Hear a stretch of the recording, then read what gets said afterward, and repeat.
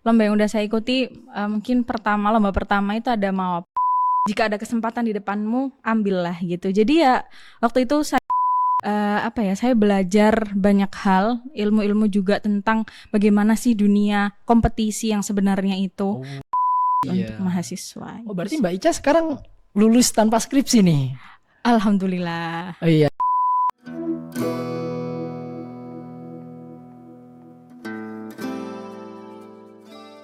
Halo Sobat FIP, berjumpa lagi dengan kami di podcast FIP mengenal lebih dekat Fakultas Ilmu Pendidikan Universitas Negeri Surabaya. Dan pastinya Sobat FIP, di sini saya tidak sendirian. Di sini saya ditemani oleh bintang tamu kita yang sangat luar biasa, yaitu mahasiswa yang memiliki segudang banyak prestasi. Ini mahasiswa yang berprestasi ya Sobat FIP.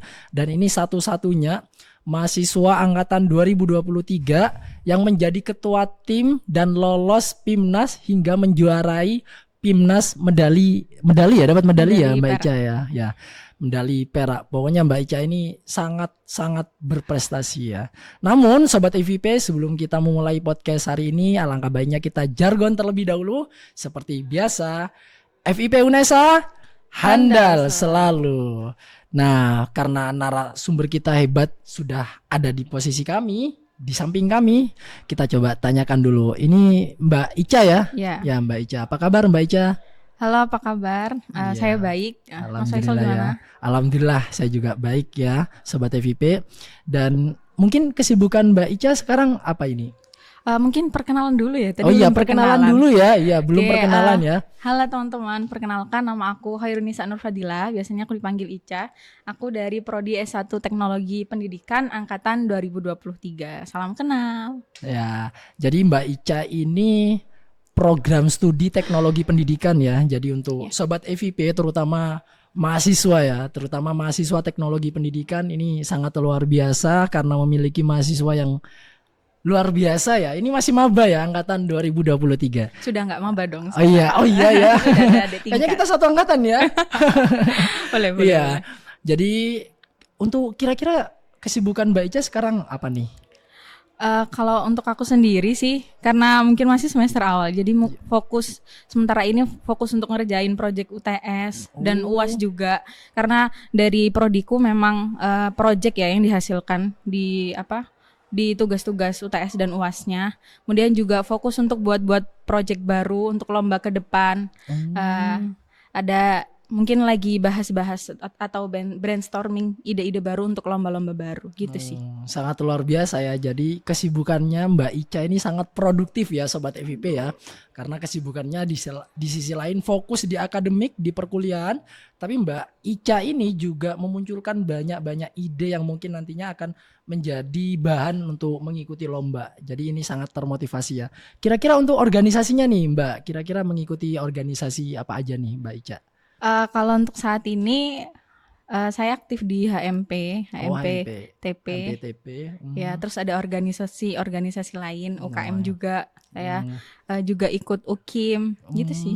Masya Allah ya. Jadi kita satu UKIM ya. Iya. Ini di sisi lain Mbak Ica ini udah fokus di prestasi, sudah fokus di akademik, namun Mbak Ica ini juga fokus di berbagai organisasi. Ini sangat keren sekali ya Mbak Ica ini ya. Nah, ini Mbak Ica di sini kan sebagai narasumber dari mahasiswa yang berprestasi ya. Nah, kira-kira apa sih prestasi yang sudah Mbak Ica raih atau pengalaman prestasi yang sudah Mbak Ica raih dari kemarin-kemarin gitu? Mungkin nggak bisa nyebutin satu-satu ya karena lupa. Saking banyaknya mungkin ya. Tidak juga sih karena saya pelupa orangnya. Jadi lomba yang udah saya ikuti mungkin lomba pertama itu ada Mawapres, Pilmapres tingkat FIP dan alhamdulillah Allah meridhoi saya untuk juara 2 mahasiswa prestasi muda. Kemudian ada lomba esai juga, beberapa lomba esai yang sudah saya ikuti. Salah satunya ada lomba esai dari grup edukator dari Google Grup Edukator itu tingkat internasional juara 1 dengan tim, dan ada esai LKTIN juga dari Universitas Negeri Malang. Itu saya ikut esai juga. Jadi beberapa lomba yang saya ikuti sementara ini masih esai. Ada lomba poster juga di Unipma dan alhamdulillah juara 1. Itu Ini sih. sangat luar biasa. Berarti Mbak Ica ini selama ini fokusnya di karya tulis ilmiah. Iya, Mbak, ya? untuk saat ini Oh itu. iya, dan tadi kan Mbak Ica ini menyinggung ya masalah Pilmapres, yaitu pemilihan mahasiswa berprestasi. Kan pada saat itu Mbak Ica masih maba nih ya, Iya, masih mahasiswa baru ya. iya. Kok bisa itu Mbak Ica mengikuti Pilmapres atau Mawapres itu bagaimana dan bisa menjadi juara dua loh ya? Juara dua, yaitu tingkatan muda ya, Iya, tingkatan muda. Itu gimana muda. caranya Mbak ya? Jadi awal itu ikut Mawapres sebenarnya udah tahu Pilmapres dari SMA, jadi searching-searching, tapi nggak expect bakal terjun ke lomba itu gitu. Jadi waktu saya awal maba itu ada tawaran dari dosen yang minta saya untuk jadi perwakilan Mawapres muda. Kebetulan saat itu ada dari perwakilan udah ada yang utama, yang muda itu belum ada. Kemudian saya diminta untuk ikut itu dan cukup banyak pressure ya di situ karena itu lomba pertama saya dan saya sebelumnya kalau di SMA sih sudah pernah ikut beberapa lomba kepenulisan ya. Cuman di vibes-nya kan beda ya. Kalau di Iya, betul, kuliah betul. itu berbeda dengan SMA tentunya. Itu sih yang buat saya takut waktu itu. Tapi karena orang tua saya tuh selalu menekankan bahwa jika ada kesempatan di depanmu, ambillah gitu. Jadi ya waktu itu saya berani tidak berani, ya saya ambil. Oh, Pressernya di Mawapres itu mungkin di penulisan gagasannya. Jadi di Mawapres itu disuruh untuk mungkin Mas Faisal juga ada pengalaman untuk iya, Mawapres iya. juga kan waktu Iya, itu kita ketemu bareng. Kita pressernya itu dinulis gagasan itu Iya, iya. harus menarik dan relevan dan apa ya, rasional dengan fakta-fakta yang ada di lapangan Iya, pada betul, saat betul. ini gitu. Selain itu juga yang perlu dipersiapkan lagi apabila teman-teman mungkin minat ikut Pilmapres itu kita harus mempersiapkan skor TEP itu lebih dari 450 ke atas. Jadi waktu itu alhamdulillah saya memenuhi kriteria itu. Jadi ya sudah ada kesempatan kenapa tidak dicoba? Why not gitu. Oke, berarti tapi kan sangat luar biasa ya Mbak Ica ya. Pas waktu itu kan masih maba ya. Pas waktu itu masih maba tapi berhasil meraih juara di ajang Pilmapres yang dimana Pilmapres itu sudah yang mengikuti itu mahasiswa-mahasiswa yang memiliki banyak prestasi ya dan Mbak Ica itu salah satunya ya. Mungkin tantangan terbesar Mbak Ica dalam mengikuti Pilmapres itu apa Mbak? Jadi tantangan terbesar itu pertama ke rasa insecure yang tinggi banget ya karena saat itu walaupun dari delegasi muda saya yang paling muda sendiri dari angkatan 2023 sendiri. Iya. Terus dapat ada sedikit cercaan juga bahwa bisa maba dapat diajukan kok iya. berani banget gitu. Oh iya iya iya. Terus ada juga dari mungkin kredibilitas dari peserta-peserta lain yang buat saya tuh lanjut nggak ya tapi karena dorongan dari orang terdekat, dari teman-teman, dosen di TP juga yang selalu support saya, akhirnya saya maju dan alhamdulillah dapat nomor ya. Ini sangat luar biasa ya. Ini cerita dari Mbak Ica ini sangat motivasi dan seharusnya menjadi apa ya, kaca lah buat kita, terutama buat sobat FIP yang mungkin sekarang angkatan 2024, angkatan 2023 atau angkatan 2022.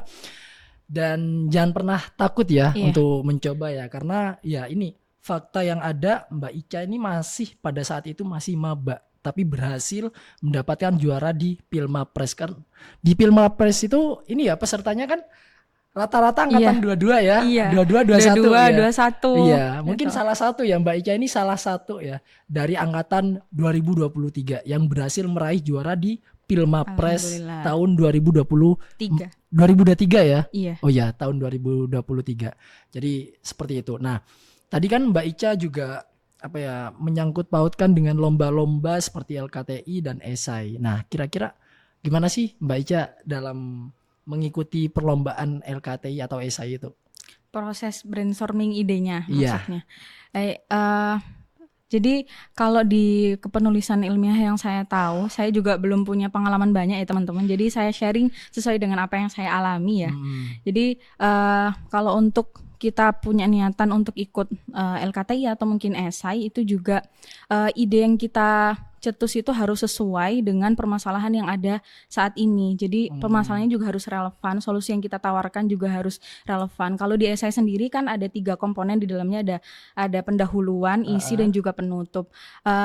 mungkin kalau di pendahuluan itu teman-teman bahas tentang latar belakang permasalahan itu yang sesuai dan didukung dengan fakta-fakta dan juga data-data valid yang bisa mendukung solusi yang teman-teman tawarkan gitu. Kemudian di bagian isi biasanya permasalahannya tuh di sini kan, sesuai yang saya ketahui permasalahan-permasalahan esai teman-teman mungkin di bagian isi itu cara bagaimana kita tidak too much menyampaikan ide kita, bagaimana idenya tuh bisa tetap sesuai. Jadi dari pendahuluan isi hingga penutup itu harus punya korelasi gitu ya. Kemudian di bagian kesimpulan juga itu biasanya struggle-nya teman-teman yang suka nulis juga terkait bagaimana caranya menyesuaikan kata dari mungkin pendahuluan sampai kesimpulan agar di kesimpulan itu sesuai dengan tujuan. Iya, itu sih yang susah. Jadi mungkin tantangan menulis esai dan LKTI itu tidak susah bagi orang-orang yang mungkin sudah punya pengalaman ya Kak. Iya. Jadi kalau sudah punya pengalaman tinggal digali aja. Terus kalau saya sendiri itu cari relasi atau mungkin kakak tingkat atau mungkin kenalan lain yang punya pengalaman di bidang itu juga untuk kita saling tukar ide. Jadi semakin kita punya banyak pandangan tentang hal itu atau tentang solusi yang kita ingin canangkan di esai itu, di karya tulis kita, itu semakin inovatif juga solusi yang kita tawarkan gitu, karena campuran dari sudut pandang banyak orang gitu. Ini sangat luar biasa ya. Terus kira-kira dalam kan tadi Mbak Ica kan sudah menjelaskan nih paparan secara rinci ya teman-teman mengenai pembuatan karya tulis ilmiah atau esai lah ya. Terus kira-kira untuk dari Mbak Ica sendiri buat Sobat FIP untuk pengen menulis esai itu langkah utama itu apa yang harus dipersiapkan? Apa gimana? Jadi pertama itu harus siap ide dulu. Ketika teman-teman udah punya idenya, itu teman-teman obrolkan dengan dosen pendamping yang mungkin teman-teman pilih, teman-teman percayai untuk bisa berkembang dalam lomba esai yang teman-teman ikuti. Kemudian ngobrol juga sama partner teman-teman. Biasanya esai itu kan kalau masih pemula itu cari partner dulu ya, biar mendukung. Itu cari partner yang sekiranya bisa mengembangkan ide yang teman-teman punya. Biasanya kan tim yang baik itu menurut saya itu ada yang bagian pencetus ide, ada yang bagian pengembang. Jadi itu yang mendukung juga sih.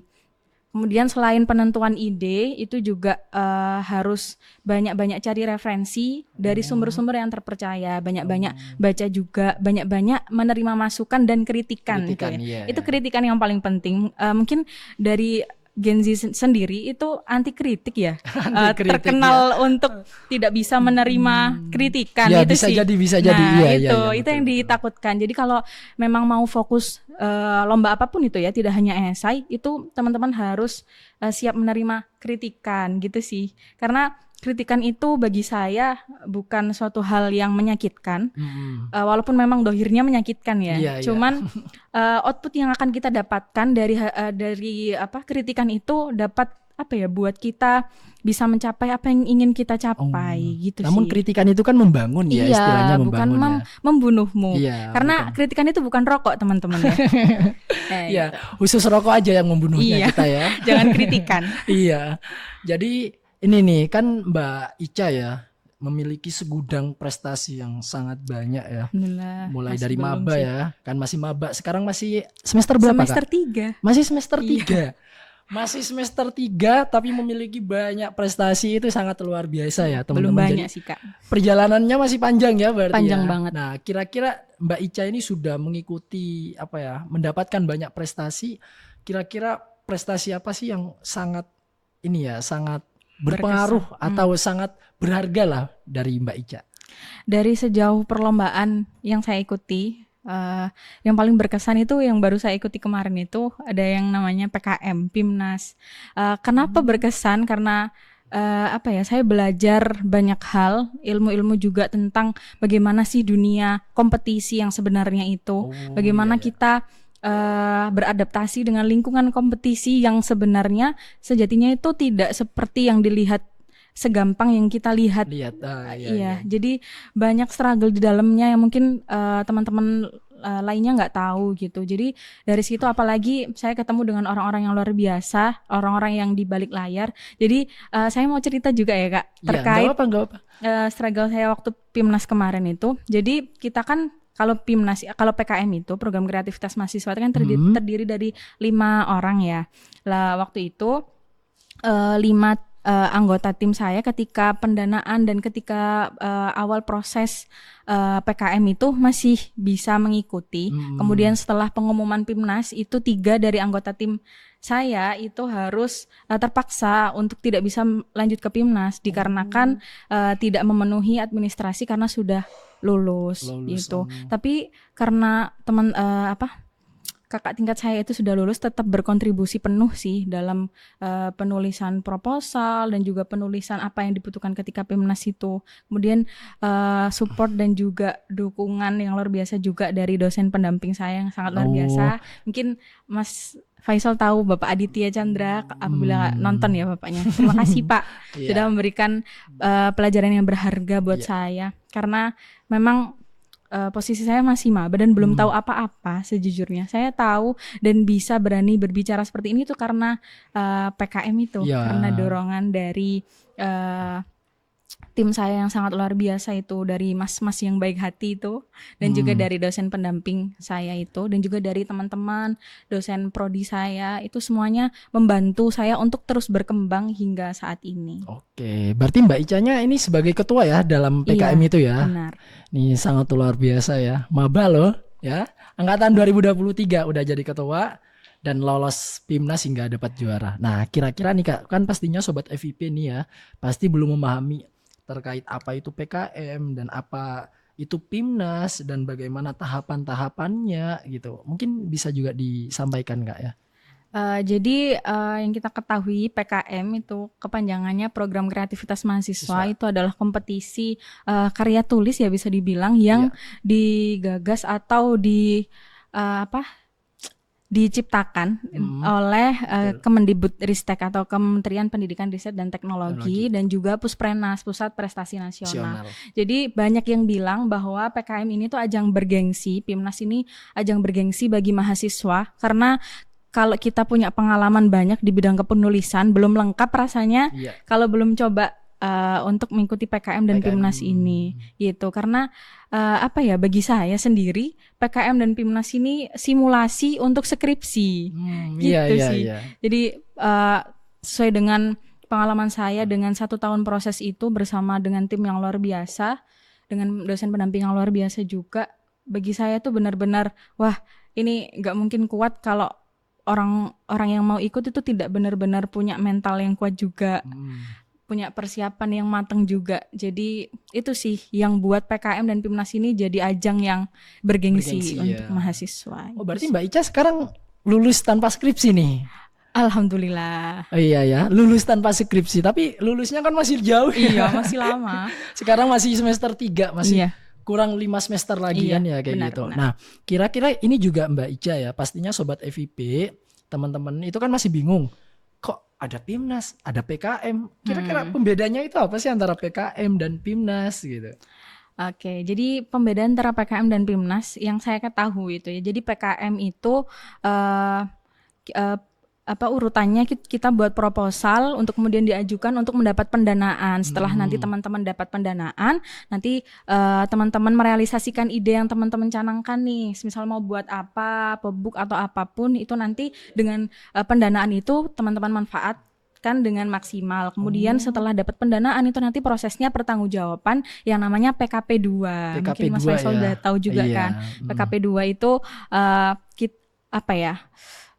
kita mempertanggungjawabkan hasil dari PKM kita. Jadi hasil ide kita tuh menghasilkan apa, mempertanggungjawabkan pendanaan itu tuh untuk apa gitu. Kayak laporan gitu Pak? Iya benar sekali. Kemudian untuk setelah PKP 2 itu ada PIMNAS. Nah ini puncak dari program kreativitas mahasiswa. Jadi yang ikut PIMNAS ini yang lolos pendanaan dan juga PKP 2 yang menentukan itu Kementerian Pendidikan, Riset dan Teknologi gitu. Terus untuk jangka waktunya itu kira-kira berapa bulan Kak?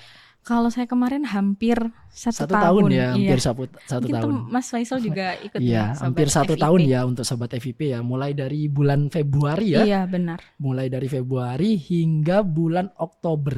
Bulan Oktober kemarin ya. Iya. Jadi berarti urutannya itu yang lolos PIMNAS sudah Iya. pasti lolos pendanaan Iya ya. benar. Yang lolos pendanaan belum tentu lolos PIMNAS. Gitu. Jadi untuk Sobat FIP jangan apa yang disampaikan oleh Mbak Ica tadi itu ya. Udah semuanya clear ya, udah valid itu. Jadi tidak ada lomba PIMNAS ya yang bisa kita ikuti, nggak ada.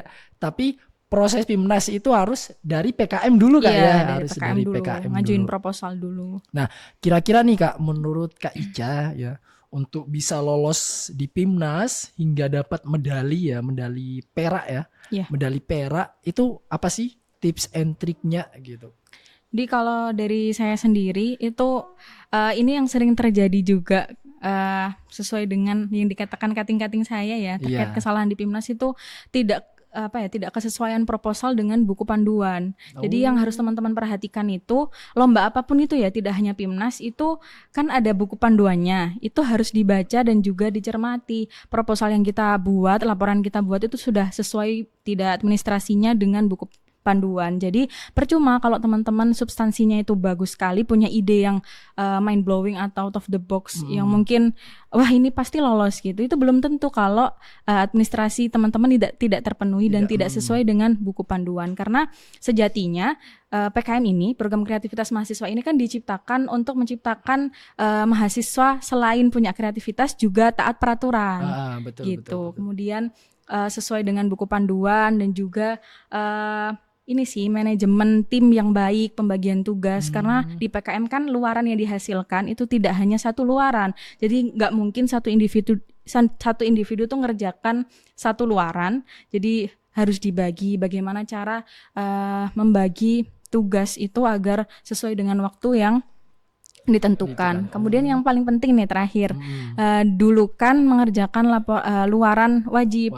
Iya, kan biasanya sesuai dengan yang saya ketahui itu banyak sekali kesalahan teman-teman untuk memenuhi luaran tambahannya dulu biar terlihat keren nih untuk memperbanyak. Misal kalau di PKMPM kan tidak diharuskan untuk upload artikel ya, setahu saya. Jadi banyak yang mungkin agar terlihat keren nih upload artikel di Scopus gitu, tapi luaran wajibnya itu tidak dipenuhi, jadi itu percuma, tidak akan lolos begitu. Tidak akan lolos iya, ya. Benar. Berarti sedetail itu ya kalau PKM ya Kak Ica ya. Iya. Terus kira-kira nih dari pengalaman Kak Ica sendiri, tantangan terbesar dari Kak Ica dan tim itu untuk lolos hingga ke PIMNAS itu apa sih? Gitu.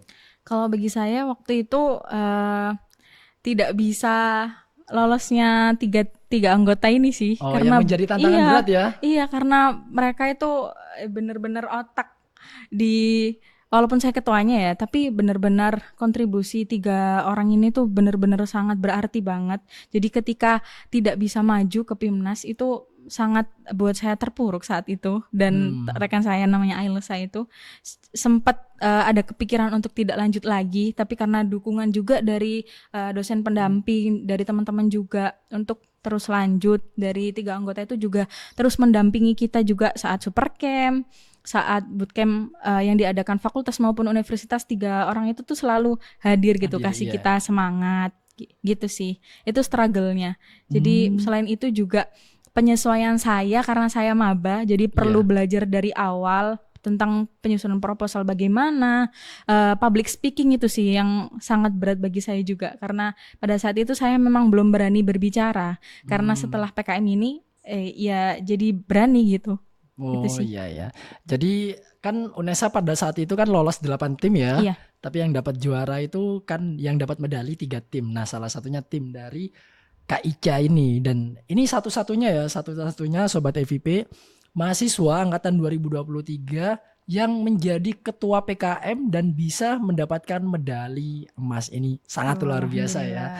Nah, dari segudang banyak prestasi yang sudah Kak Ica paparkan tadi, dari pengalaman prestasi yang sudah dialami oleh Kak Ica dan sudah diraih oleh Kak Ica, ini dong Kak, kasih tips and trick buat kita semua ya, saya juga dan sobat FIP juga ya.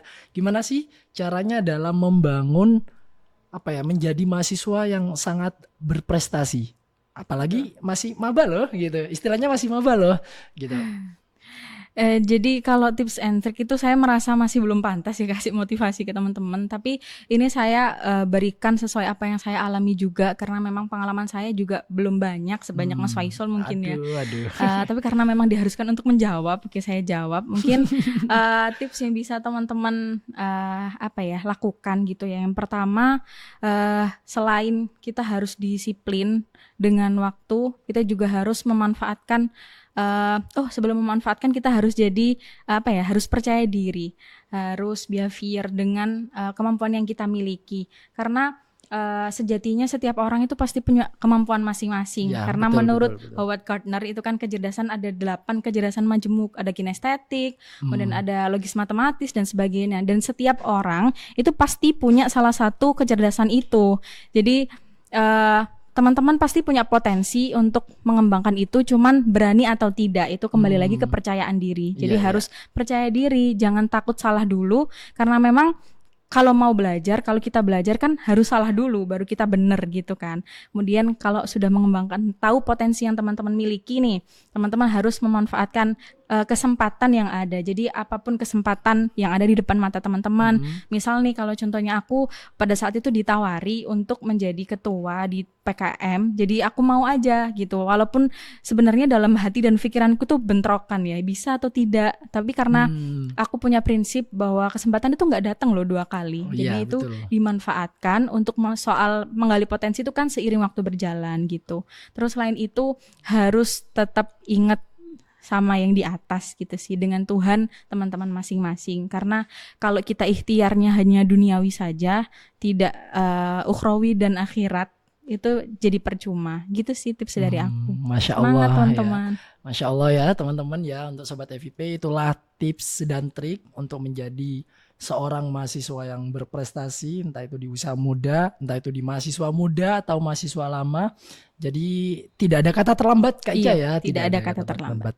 Jadi harus mulai dari sekarang, dan tips dan trik dari Kak Ica tadi itu semoga memotivasi untuk kita semua, untuk kita terus menjadi mahasiswa yang berprestasi. Nah kira-kira enak nggak jadi mahasiswa berprestasi Kak? Saya masih merasa belum berprestasi ya. Jadi tapi sebenarnya namanya berprestasi itu juga ada plus minusnya lah. Setiap sesuatu itu ada negatif dan positifnya. Betul. Tapi kalau kata prestasi konotasinya aja sudah positif. Jadi mungkin banyak positifnya, banyak hal-hal yang mungkin teman-teman gak expect untuk dapatkan. Bisa mungkin diundang di podcast ini gitu bersama Kak Faisal yang juga berprestasi juga, kan gak tahu. Ya, gitu. Butuh perjuangan berarti ya. Iya benar. Kalau dari saya itu we can be anything. Jadi kita bisa jadi apa aja. Kita bisa jadi Ultraman, bisa jadi apa gitu. Iya, Power Rangers ya juga bisa ya. Bisa jadi apa aja deh. Nah itulah tadi ya sobat FIP, tips and trick untuk menjadi mahasiswa berprestasi. Nah kira-kira untuk dari Kak Ica nih ya, mungkin ada pesan ya untuk sobat FIP, terutama untuk mahasiswa-mahasiswa Fakultas Ilmu Pendidikan atau mahasiswa TP ya. Apa nih untuk pesannya Kak? Pesannya tetap semangat, you can do anything. Apa yang ada di pikiran teman-teman itu realisasikan selagi itu positif. Dan mungkin bisa cari relasi sebanyak mungkin, karena relasi itu sangat berpengaruh di kehidupan teman-teman. Maksud saya cari relasi di sini itu tidak harus kita pilih-pilih dalam pertemanan. Ya pilih-pilih dalam pertemanan itu harus, cuman jangan sampai kita menyampingkan orang lain gitu. Tetap di radarnya gitulah. Jadi relasinya itu hanya untuk mengembangkan skill yang teman-teman punya, atau mungkin teman-teman ingin mengembangkan apa, itu bisa melalui relasi yang teman-teman cari gitu. Ya itulah tadi pesan ya untuk sobat FIP, dan kami ucapkan terima kasih kepada Mbak Ica sudah hadir sharing-sharing pengalaman prestasi di podcast Fakultas Ilmu Pendidikan. Dan buat sobat FIP jangan lupa subscribe, like, comment, and like ya, and comment, dan juga jangan lupa subscribe untuk Fakultas Ilmu Pendidikan podcast FIP ini untuk kita menggali segala informasi mulai dari jurusan-jurusan, selingkup fakultas hingga mahasiswa-mahasiswa yang memiliki berbagai pengalaman, berbagai cerita, dan berbagai prestasi. Dan jangan lupa buat Sobat FIP juga ya, setiap hari Kamis itu nanti bakalan tayang podcast FIP. Jadi tunggu apa lagi? Jangan lupa like, comment, and subscribe. Dan share ya sejauh-jauhnya. Mungkin ada kata-kata sebelum kita tutup dari Kak Ica? Sudah cukup sih. Sudah cukup ini ya. Manjadah wajadah ya. Iya. Teman-teman untuk Sobat FIP, mungkin itu ya Kak Ica ya. Terima kasih sudah hadir pada podcast yang sangat luar biasa hingga sharing-sharing. Semoga apa yang disampaikan Mbak Ica dapat memotivasi kita semua dan dapat memberikan semangat baru dan semangat untuk membawa perubahan sesuai dengan apa menjadi ucapan dari teman-teman mahasiswa, karena mahasiswa itu katanya agent of change. Tapi agent of change ini mari kita membangun dari diri sendiri terlebih dahulu dan ayo menjadi mahasiswa yang berprestasi. Terima kasih.